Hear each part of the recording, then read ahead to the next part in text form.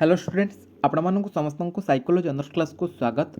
वर्तमान वीडियो रे आम जाना आपर प्लस टू सेकेंड ईयर जो मानकर रही साइकोलॉजी सब्जेक्ट से आज वीडियो मोस्ट इंपोर्टेंट रहा आज वीडियो रे आम 50टा MCQ आम आलोचना करवा साइकोलॉजी ठीक अच्छे जो मानकर साइकोलॉजी रही subject plus two second year रखिंट 2026 आपण मैंने काउंसिल एग्जाम देवे बोर्ड एग्जाम देवे से भिडियो मोस्ट इंपोर्टेंस सबू सांगसाथी मान पाखक टी पे सेयार कर दिंतु जो मानकर साइकोलॉजी रही आपर सांगसाथी जो मैंने रखिंट psychology plus two second year रे से पाखक टी सेयार करदे आज आमर कंटिन्यू क्लास आपण मानी आसो जेहेतु आपण मानकर बोर्ड एग्जाम बा काउंसिल एग्जाम आउ 2 मास रहा तो से भितर आपण मानी बहुत सारा वीडियो आपण मानी आसो सिलेक्शन क्वेश्चन गुड़िक आपको आम चैनल तरफ मिल ठीक अच्छे जेहेतु साइकोलॉजी बहुत कम वीडियो आसूची यूट्यूब रे तेणु करके आम चैनल आपंपाई कंटिन्यू क्लास आसो ओके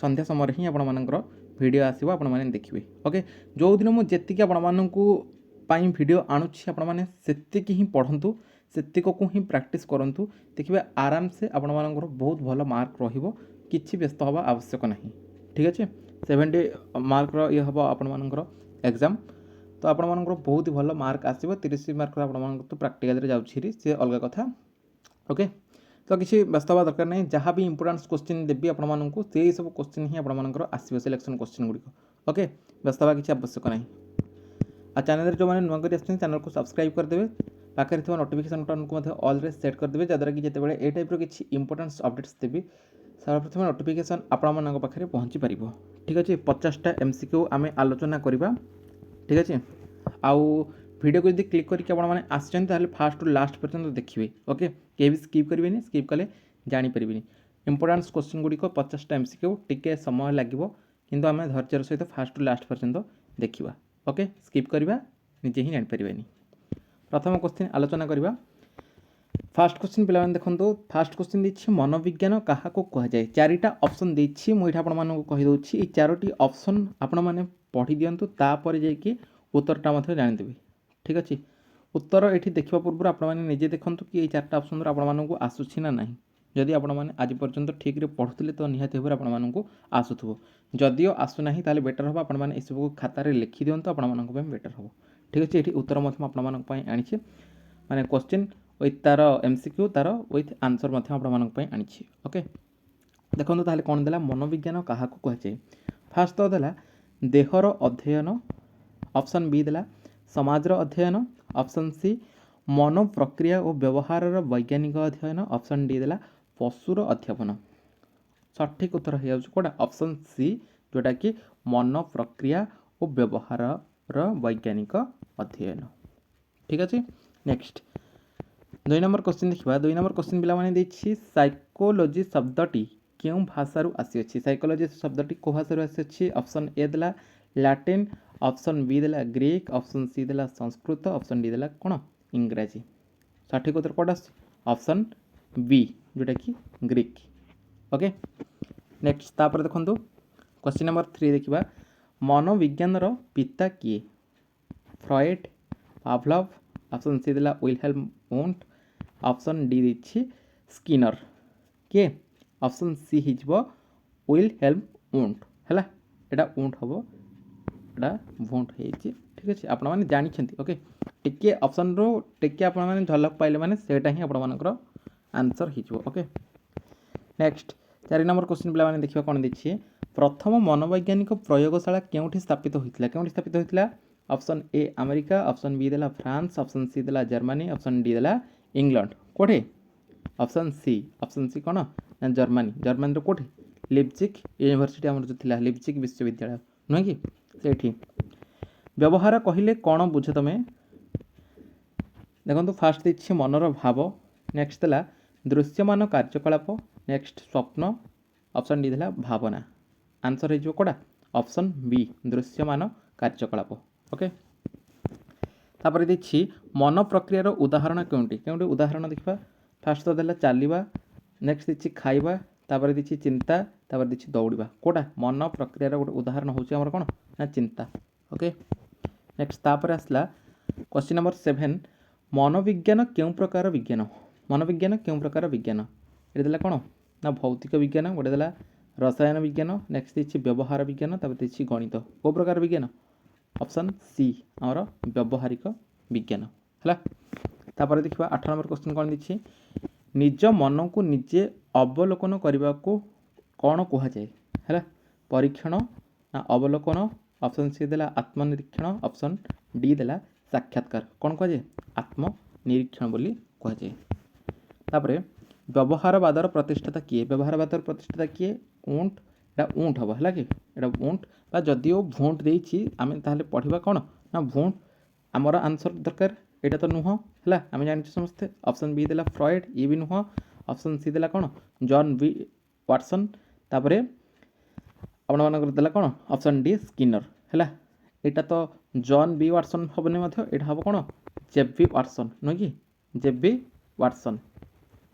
ओके तो जदिओ वाटसन एटा प्रिंटिंग मिस्टेक कि कौन से कारण आम तो जानी वाटसन ना, ताहले ऑप्शन सी हो कौन जॉन वाटसन हो बा जेबी वाटसन हो जहाँ भी आसटा आम लिखा। ठीक अच्छे बेटर हम जेबी वाटसन लिखा कारण आम जाने जेबी वाटसन। ओके नेक्स्ट व्यवहारवाद क्यों गुरुत्व दिए? व्यवहारवाद क्यों गुरुत्व दिए? ऑप्शन देला कौन ना अचेतन मन, नेक्स्ट देखिए स्वप्न, नेक्स्ट ऑप्शन सी देला दृश्यमान व्यवहार, ऑप्शन डी देला भावना। कौन दृश्यमान व्यवहार। नेक्स्ट पावलोव क्यों सिद्धांत सहित संपृक्त? पावलोव क्यों सिद्धांत सहित संपृक्त? कौ सिद्धांत? ऑपरेंट कंडीशनिंग देला, नेक्स्ट देला क्लासिकल कंडीशनिंग, नेक्स्ट अचेतन मन, तापर देला कौन ज्ञानात्मक। आम समस्त जानते कौन आमर क्लासिकल कंडीशनिंग जोटा रही। ठीक अच्छे ता सहित आमर पावलोवंकर सिद्धांत रही। ओके नेक्स्ट देखिए कौन ना स्किनर क्यों सिद्धांत देते? स्किनर आमर कौ सिद्धांत देते? ऑप्शन ए देला गेस्टाल्ट, ऑप्शन बी देला साइको एनालिसिस, ऑप्शन सी देला ऑपरेंट कंडीशनिंग, ऑप्शन डी अवलोकन।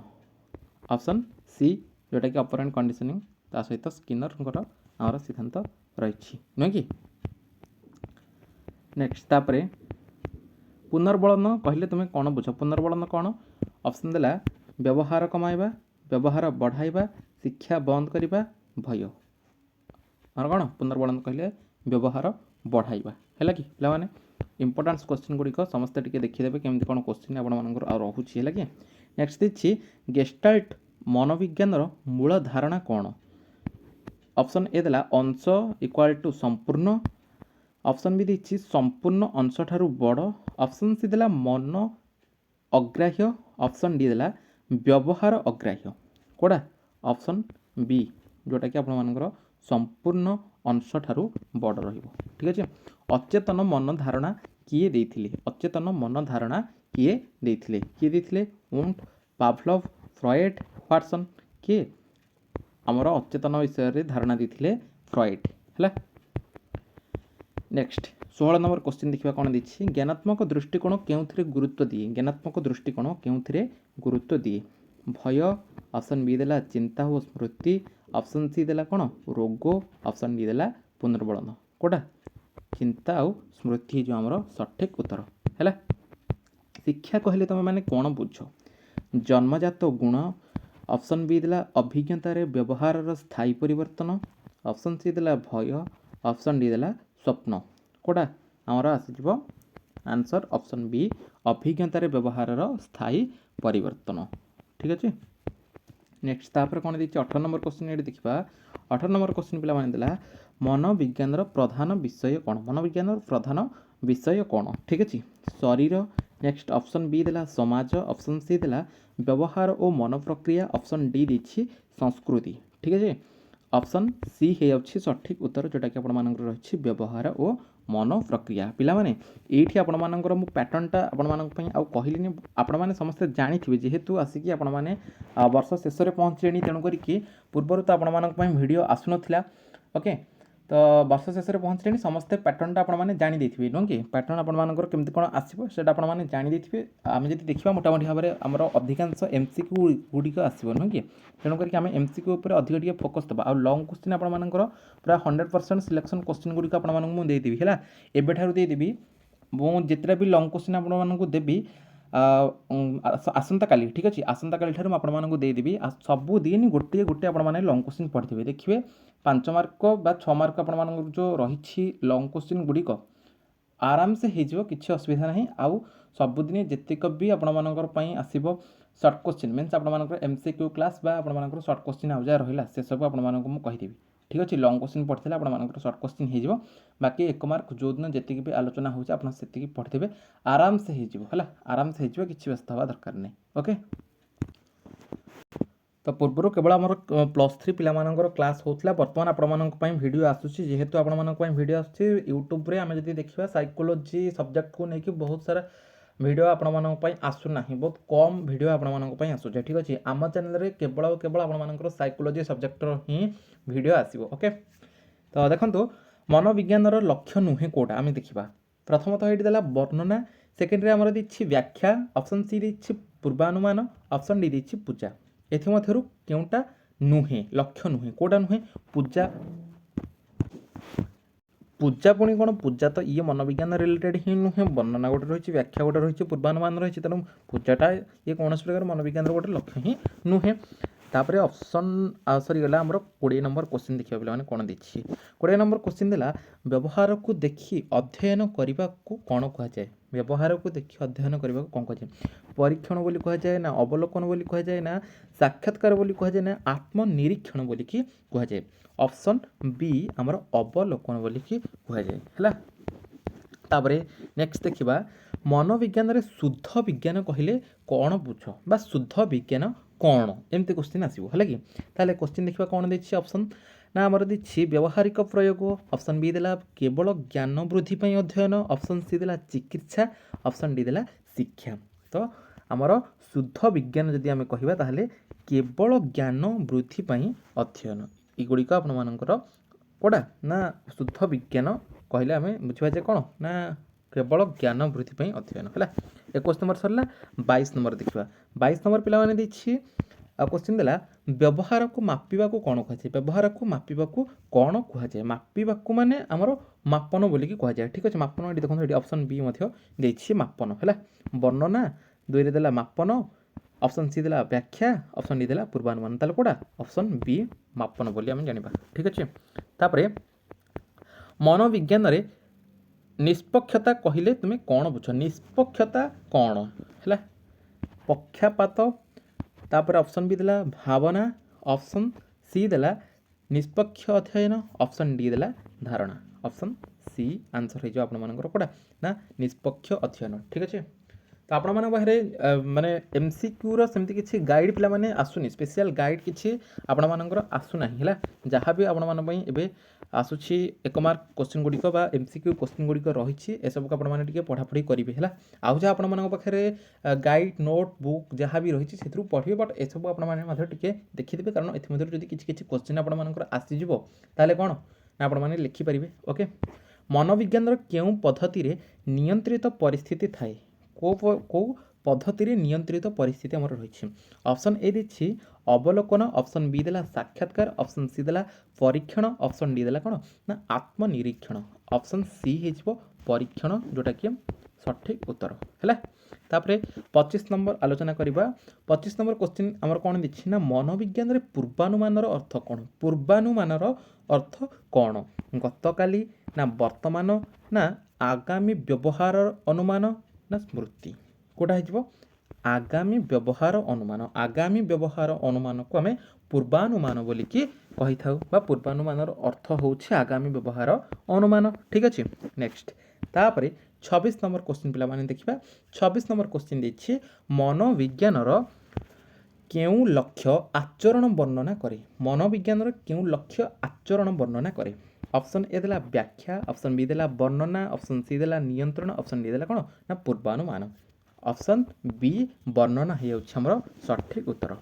जन्मजात गुण कहा सहित संपृक्त जन्मजात गुण पिला माने कहा सहित संपृक्त ना हमर वंशानुक्रम ठीक अच्छे ऑप्शन ए दी कौन ना परिवेश सहित हम ना अभ्यास ये हम ना शिक्षा गोटे ऑप्शन डी रे दी ये हम ना कहा सहित सामान आमर वंशानुक्रम सहित आमर सामान ठीक अच्छे। तापरे परिवेश कहले तुम कौन बुझ परिवेश कहले कौन जन्मजात गुण परिवेश कहले जन्मजात गुण बुझे कि नाई ताहले परिस्थितिगत घटक ये गोटे आम रखी जीन परिवेश कहले तुम जीन को बुझ नाई ପରିବେଶ କହିଲେ ତୁମେ ରକ୍ତକୁ ବୁଝିବ ନାହିଁ, ତାହେଲେ କ'ଣ ନା ପରିସ୍ଥିତିଗତ ଘଟକ, ପରିସ୍ଥିତିଗତ ଘଟକକୁ ଆମେ ପରିବେଶ ବୋଲି ବୁଝିଥାଉ। ଠିକ୍ ଅଛି, ତାହେଲେ ଅପସନ୍ ବି ହେଇଗଲା ସଠିକ୍ ଉତ୍ତର। ତାପରେ ଆମେ ଯଦି ଦେଖିବା 29 ନମ୍ବର ଏଠି କ'ଣ ଦେଇଛି ନା ବ୍ୟବହାର କେଉଁ ଦୁଇଟି ଘଟକରେ ନିର୍ଭର କରେ, ବ୍ୟବହାର କେଉଁ ଦୁଇଟା ଘଟକରେ ନିର୍ଭର କରେ, କ'ଣ କ'ଣ ଦେଖିବା। ପ୍ରଥମତଃ ଦେଲା କ'ଣ ନା ମନ ଆଉ ଦେହ, ଅପସନ୍ ବିରେ ଦେଇଛି ବଂଶାନୁକ୍ରମ ଓ ପରିବେଶ, ଅପସନ୍ ସି ଦେଲା ଶିକ୍ଷା ଆଉ ଅଭ୍ୟାସ, ଅପସନ୍ ଡି ଦେଲା ଭାବନା ଆଉ ଚିନ୍ତା। ଦେଖ କ'ଣ ଦେଇଛି ନା ବ୍ୟବହାର କେଉଁ ଦୁଇଟି ଘଟକରେ ନିର୍ଭର କରେ, ବ୍ୟବହାରଟା କେଉଁ ଦୁଇଟା ଘଟକରେ, ବଂଶାନୁକ୍ରମ ଆଉ ଆମର ପରିବେଶ। ଠିକ୍ ଅଛି, ଆମର ବଂଶାନୁକ୍ରମକୁ ପରିବେଶ ଉପରେ ଏଇ ଦୁଇଟା ଘଟକ ଉପରେ ଆମର ନିର୍ଭର କରୁଛି। ଠିକ୍ ଅଛି, ତାପରେ ଆମେ ଦେଖିବା 30 ନମ୍ବର ପିଲାମାନେ। 30 ନମ୍ବର ଆମର ଦେଇଛି କ'ଣ ନା ପ୍ରେରଣା ବା ମୋଟିଭେସନ୍ କହିଲେ ତୁମେ କ'ଣ ବୁଝ।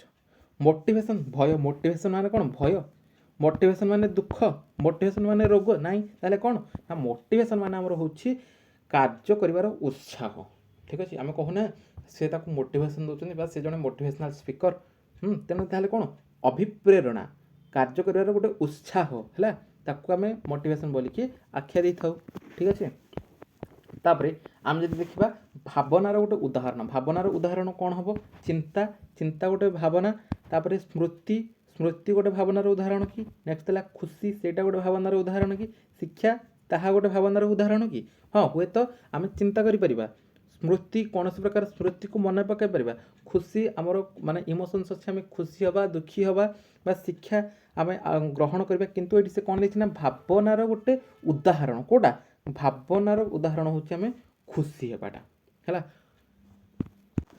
ନେକ୍ସଟ ତାପରେ ଆମେ ଯଦି ଦେଖିବା 32 ନମ୍ବର କ୍ୱେଶ୍ଚିନ୍ ପିଲାମାନେ ଦେଇଛି ମନୋବିଜ୍ଞାନ କେଉଁଥିରେ ନିୟନ୍ତ୍ରଣ କରେ, ମନୋବିଜ୍ଞାନ କେଉଁଥିରେ ନିୟନ୍ତ୍ରଣ କରେ, କେଉଁଥିରେ, ଅପସନ୍ ଏ ଦେଲା ସମାଜ, ଅପସନ୍ ବି ଦେଇଛି ବ୍ୟବହାର, ଅପସନ୍ ସି ଦେଲା ଦେହ, ଅପସନ୍ ଡି ଦେଲା ସଂସ୍କୃତି। କେଉଁଥିରେ ବ୍ୟବହାରରେ ନିହାତି ଭାବରେ ମନୋବିଜ୍ଞାନ ବ୍ୟବହାର ଏଇ ଦୁଇଟା ପାଖାପାଖି ସେମ୍ ଆନ୍ସର ଆସିଯିବ। ଠିକ୍ ଅଛି, ତେଣୁ ବ୍ୟବହାର ଦେଖିବା ମାନେ ଆପଣମାନେ ସିଧା ବ୍ୟବହାରଟାକୁ ଡାର୍କେନ୍ କରିବେ ବା ଲେଖିବେ। ଠିକ୍ ଅଛି, ବ୍ୟକ୍ତିଗତ ପାର୍ଥକ୍ୟ କହିଲେ ତୁମେ କ'ଣ ବୁଝ, ବ୍ୟକ୍ତିଗତ ପାର୍ଥକ୍ୟ କହିଲେ କ'ଣ ବୁଝ। ଅପସନ୍ ଏ ଦେଲା ସମାନତା, ଅପସନ୍ ବି ଦେଲା ପାର୍ଥକ୍ୟ, ଅପସନ୍ ସି ଦେଲା ଭିନ୍ନତା, ଅପସନ୍ ଡି ଦେଇଛି ବି ଓ ସି ଉଭୟ, ବି ଓ ସି ଉଭୟ ଅର୍ଥ ପାର୍ଥକ୍ୟ ଓ ଭିନ୍ନତା ଉଭୟ।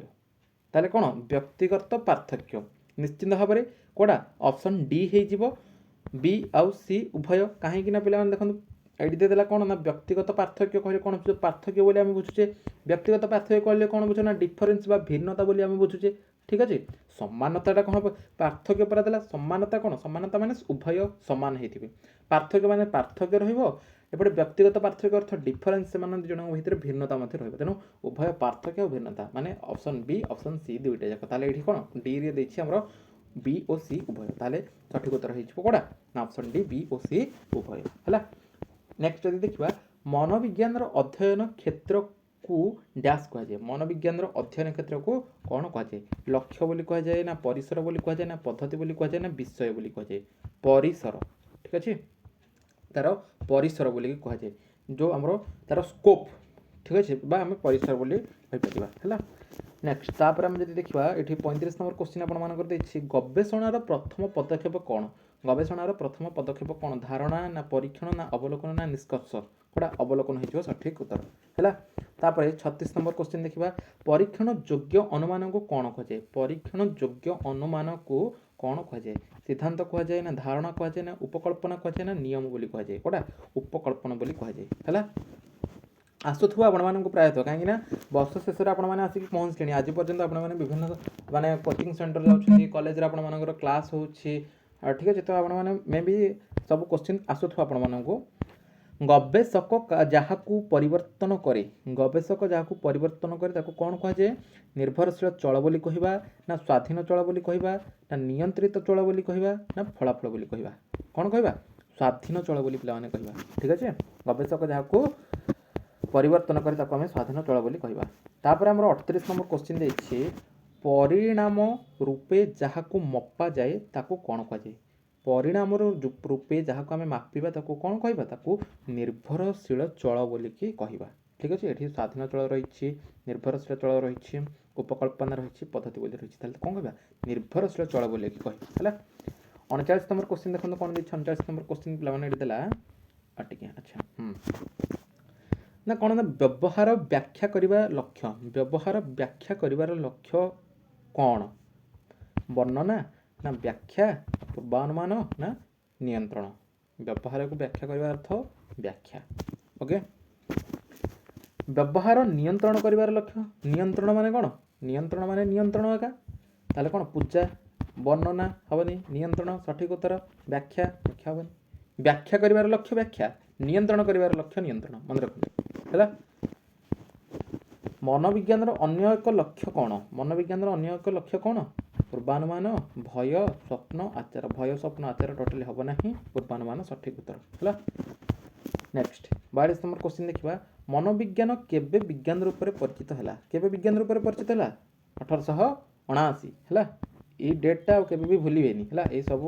डेट गुड़िक भूल रही ही सठिक उत्तर ऑप्शन बी है तापरे मनोविज्ञान तथ्य संग्रह पद्धति मनोविज्ञान तथ्य संग्रह पद्धति डैश अवलोकन परीक्षण साक्षात्कार उपरोक्त सब माने सबू कड़ा तीन जाक हो तथ्य संग्रह मीन कौन अवलोकन करवा परीक्षण करवा साक्षात्कार करवा तीन जाक ओके मनोविज्ञान व्यवहारिक शाखा डैश मनोविज्ञान व्यवहारिक शाखा ऑप्शन ए देला शुद्ध मनोविज्ञान ऑप्शन बी देला प्रयोगात्मक मनोविज्ञान ऑप्शन सी दार्शनिक ऑप्शन डी देला कौन साहित्य प्रयोगात्मक शाखा यहाँ हो सठिक उत्तर कौन देला ना मनोविज्ञान व्यवहारिक शाखा आमर हूँ प्रयोगात्मक मनोविज्ञान है शिक्षा संपर्कित मनोविज्ञान शिक्षा ये देखो शिक्षा मीन शिक्षामूलक आसला ओके ऑप्शन देखु देखु आसीज है खाली बास आपने रिविजन करेंगे केमी कौन आप क्वेश्चन गुड़िक रोचे बास जो दिन जी भी वीडियो आसो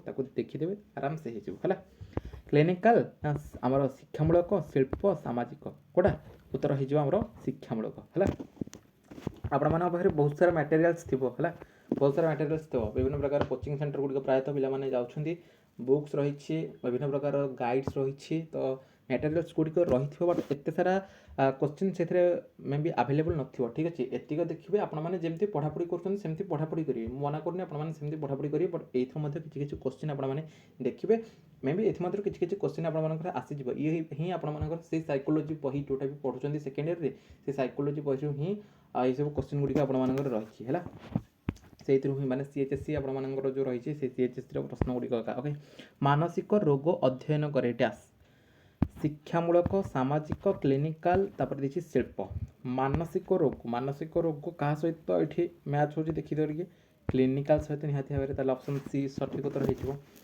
मनोविज्ञान क्यों साहाय्य करे मनोविज्ञान कौन साहाय्य करे निजक बुझे साहाय्य करे ना अन्य को बुझाइबार साहाय्य करे व्यवहार को सुधार साहाय्य करे ना उपरोक्त ये तीनटा जाक सब निजक आम बुझीपर अन्य को बुझाई पार अन्य को बुझीपर तापरे व्यवहार रे सुधार आनीपर ताले सबतक हूँ ठीक उत्तर है ऑप्शन डी व्यवहार उपरे अध्ययन करुवा विज्ञान व्यवहार उपरे अध्ययन करुवा विज्ञान कोटा मनोविज्ञान जीव विज्ञान कि जीव विज्ञान व्यवहार उपरे अध्ययन करूनी समाजशास्त्र सी भी करूनी दर्शन फिलोसफी सी करूनी ताले कौन ना ठीक उत्तर हो ऑप्शन बी मनोविज्ञान ही व्यवहार उपरे अध्ययन करुछि ऑप्शन डी ताले ऑप्शन बी होगा आमर सठिक उत्तर 49 नंबर देखा मनोविज्ञान उपयोगिता डैश मनोविज्ञान उपयोगिता कोटा उपयोगिता शिक्षा ना चिकित्सा ना शिल्प ना उपरोक्त समस्त उपयोगिता ये सबुथ उपयोगिता होता है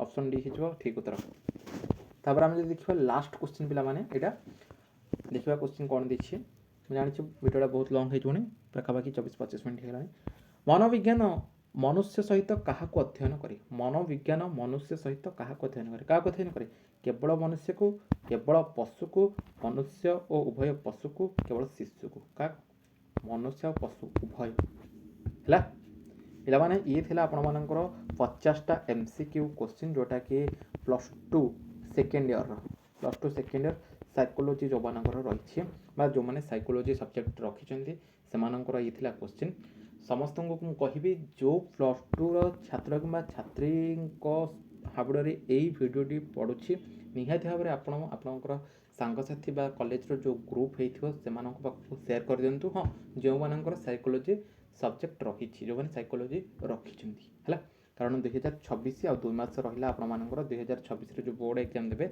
ସେଥିପ୍ରତି ଆପଣମାନଙ୍କର ବହୁତ ସାରା ହେଲ୍ପ କରିବ ଏ ଭିଡ଼ିଓ ଗୁଡ଼ିକ ହେଲା। ଆଉ ଯଦି କିଛି ପିଲାମାନେ ଡାଉଟ୍ ରହୁଛି ଭିଡ଼ିଓ କମେଣ୍ଟ ସେକ୍ସନରେ କମେଣ୍ଟ କରିବେ, ରିପ୍ଲାଏ ମୁଁ ନିହାତି ଭାବରେ ଦେବି। ସେ ରିଲେଟେଡ୍ କ୍ଲାସ୍ ଏବଂ ଭିଡ଼ିଓ ମଧ୍ୟ ଆପଣମାନଙ୍କ ପାଇଁ ଆଣିବି। ବର୍ତ୍ତମାନ ଭିଡ଼ିଓରେ ଏତିକି, ଦେଖା ହେବା ଆଉ ଏକ ଭିଡ଼ିଓରେ। ରହିଲେ ଆଜ୍ଞା, ନମସ୍କାର।